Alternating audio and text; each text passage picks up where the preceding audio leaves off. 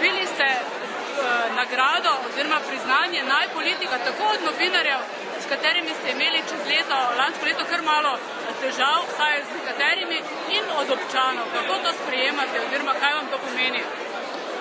Glejte, osebno nisem jaz novinarjem dobenih težav. To priznanje, za mene je veliko priznanje, to je že četrto takšno priznanje v tem mestu. Prej sem ustvarjal na državnem nivoju, sedaj kreiram lokalno politiko in to priznanje štejem kot svoje osebno priznanje in priznanje celotne ekipe v tem mestu. Leto 2008 se je zgodilo veliko dogodkov.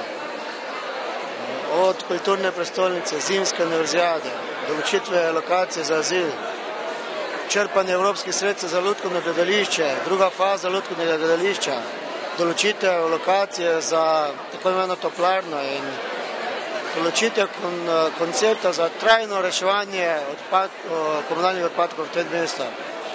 In še bi lahko naštel nekatere dogodke, ampak bistvo si upam trditi, da v letu dni se je toliko stvari zgodilo, ki so 15 ali 18 let pestili problemi mesto, smo pa na dobri poti, da jih odpravimo, da jih izboljšamo kot detočnjajo v mestu. Je to priznanje mogoče en majhen kamenček k temu, da boste kandidirali še v naslednjem mandatu? Glede kandidiranja sem že enkrat bil dovolj jasen in s tem danem trenutku se ne ukvarjam z tem, če bom ali ne bom kandidiral. Predvsem se ukvarjam, kako in na kakšen način bom zagotovil finančna sredstva, da izpeljem vse te projekte, ki sem jih pred 2 leti obljubil pred tem mestom in pred tem narodom, ki živi v tem mestu.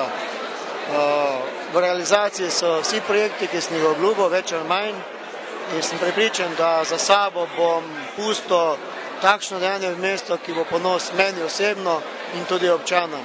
Kakšna bo moja nadaljnja usoda, pa drugo vprašanje.